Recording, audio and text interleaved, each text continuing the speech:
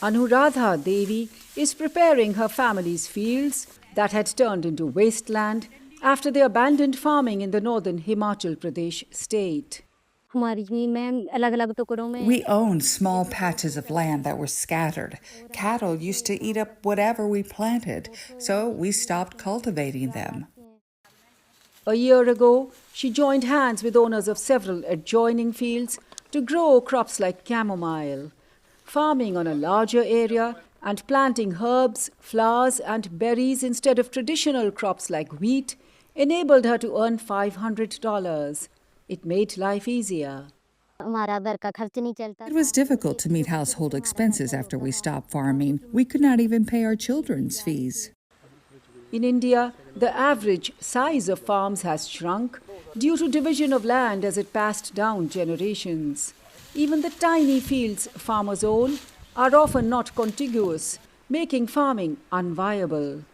Large tracts turned into wasteland. Now some rural families are pooling their land to restart farming.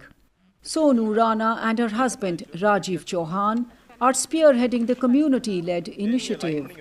They faced a similar problem when they returned from the city to farm their land.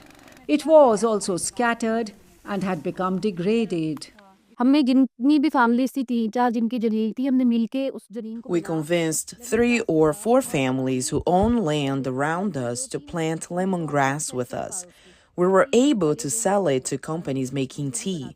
Then we realized that the formula which will work in this region is pulling off land resources. To overcome the problem of stray animals eating crops, they switched to growing crops like chamomile, ginger, and flowers instead of rice and wheat planted for generations.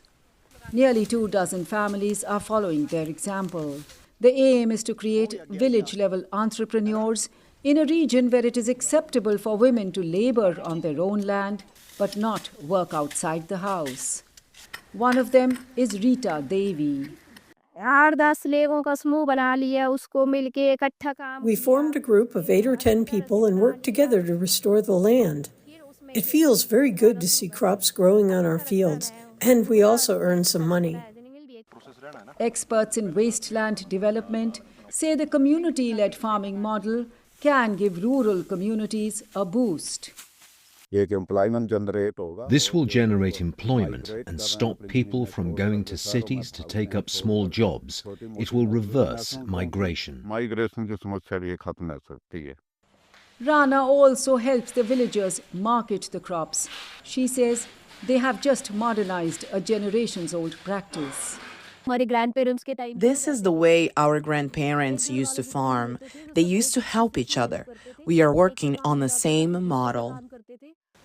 Experts say success stories from this initiative could set a template for others. Anjana Pasricha, VOA News, New Delhi.